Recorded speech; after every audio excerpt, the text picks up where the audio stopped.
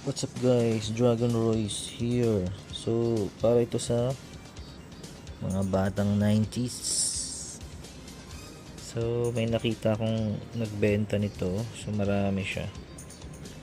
Tawag dito ay Teks. So, ito yung uso noong 90s. Yung binabalik-balikan natin sa tindahan. So, yan, pag may bagong labas sa tindahan, may bili agad. The 90s in the Philippines, when the Teks cards were everywhere. On weekends or right after class, I'd walk home slowly, hoping to find someone ready for a quick battle. Back then, you could roam your neighborhood freely. Kids were trusted. Streets were playgrounds. I was probably in grade 3 when I fell in love with Teks. The Blackjack Ghost Fighter line was everywhere. Sar stores, school corners, vendors near classrooms. At the same time, Yu Hakusho, popularly known locally as Ghost Fighter, was airing on IBC Channel 13. The show and the cards seemed to feed into each other. All the kids talked about Eugene, Alfred, Dennis, and Vincent, or popularly known as Yusuke, Kuwabara, Kurama, and Hiei. I had watched anime before, but Ghost Fighter was the one that really clicked. It made me want to draw anime. So, what's Teks?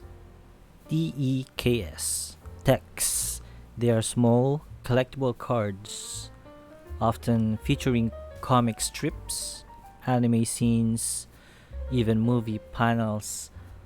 In the 90s, these were sold cheaply, often for 1 peso per pack. And each pack typically had about maybe 3 or 4 cards. So you have your starter pack for the Teks games. The artwork was usually vivid, colorful, sometimes crudely printed, but full of charm, even though some are not in perfect prints. Over time, the themes shifted from the Filipino comics, panels, and local films to imported cartoons and Japanese anime. By the mid 90s, lines like Ghost Fighter, Dragon Ball Z, Sailor Moon, and Marvel had become staples. The mechanics of Teks, that's what made it more than just collectible cards. So you would pick your primary card, so we call that Pamato, Pamato. So that's your battle card. Then there was a neutral card and any random card, and sometimes it's called panabla or pangulo, panangulo, a card used for tiebreakers. So you and your opponent would each present your pamato. So you must recognize what your opponent is gonna use. To start the game, you'd make a bet. So mostly it's freely decided and often in text cards because you're playing actually with the cards, but some other kids use other things, even toys. So the bet could be a small or large amount of cards. If you win, your opponent had to pay the same bet that you have asked for. It takes in turns, so when you win, when you're the winner, you're the first one to do the round. So you need to flick it with your fingers. You can start with a dice or rock paper scissors. So it depends between you and the other player. To start the battle, you simply sandwich the neutral card in between the pamato cards. I think if I'm right, that's how I remember it. And then you'd hold the stack face down and with your thumb under your middle finger, You make a fist, and then your index finger extended, and then with a flick, you toss them together into the air. So the cards will either spin. If it's a good flick, they will usually spin in the air, or they would just randomly be thrown into the air. So it depends, and it's also kind of a skill. So all the free cards would roam in the air, then land. The suspense is which card will land face up, which cards, which one will be face down. If your battle card or pamato is the only one facing the other way around, example, the your opponent's pamato is facing down, and the tiebreaker card, the panabla, you'll be the winner. So that's how it's gonna be declared.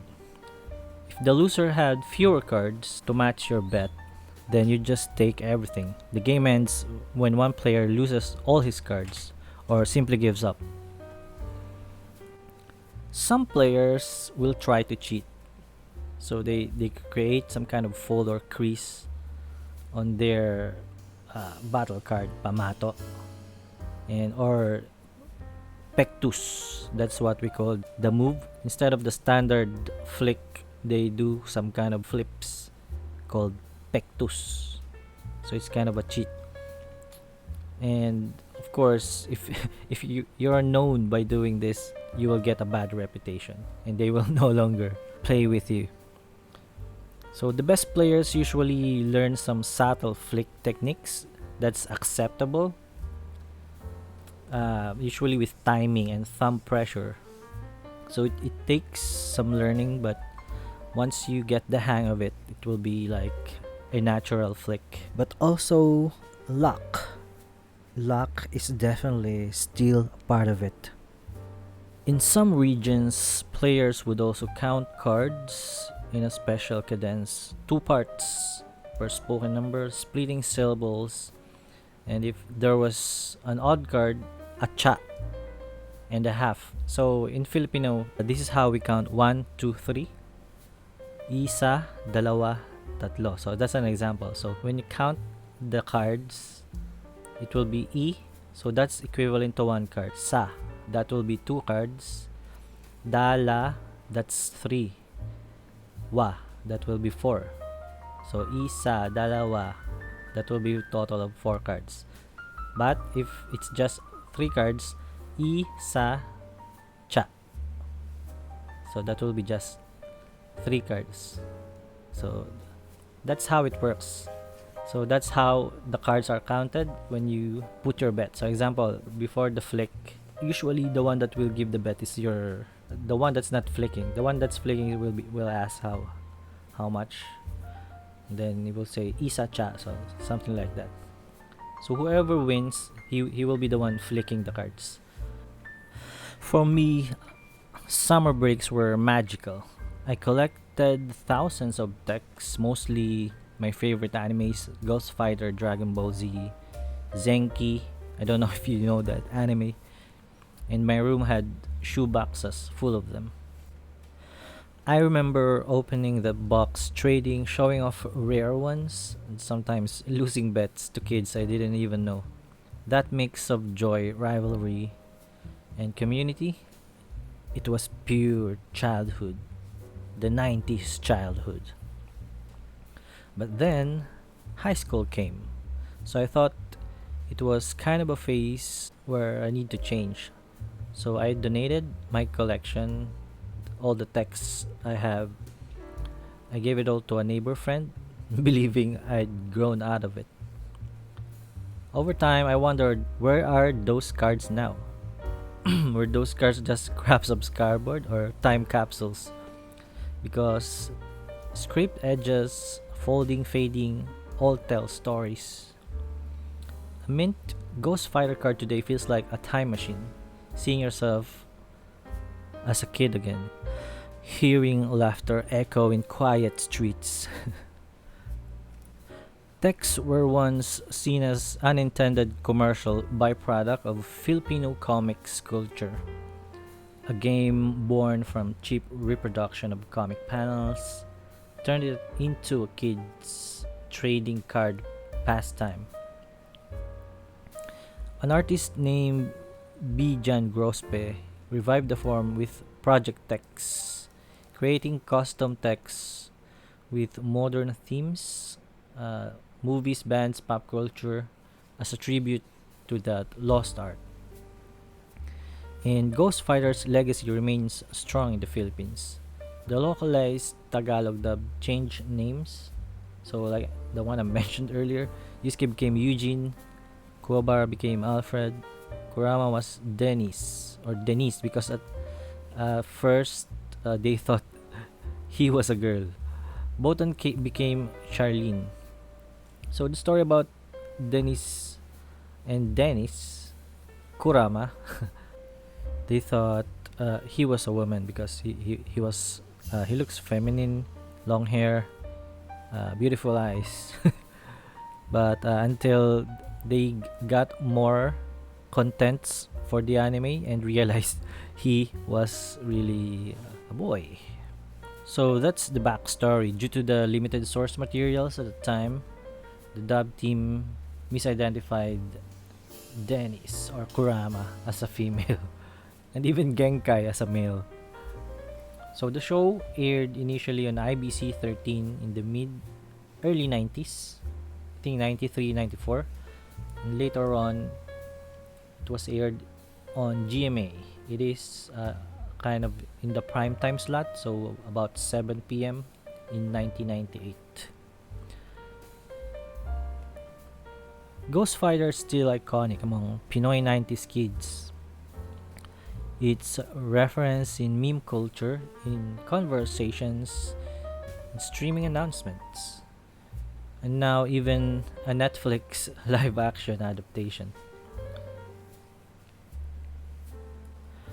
When I think back, that's what I miss. The smell of street dust, the feel of cards between your fingers, the suspense in every toss, the camaraderie in the scrapes and the bets. We didn't have fancy consoles or online battles, but we had Teks. We had Ghost Fighter. We had each other roaming the streets under the sun, and sometimes with my nose bleeding, walking under the sun. If I could go back, I'd find those kids again and ask, "Hey, do you remember that day? I bet my whole stack on a flip. Do you still have your favorite pamato?" Because those pieces of cardboard, they're more than memories. They were our childhood's heartbeat.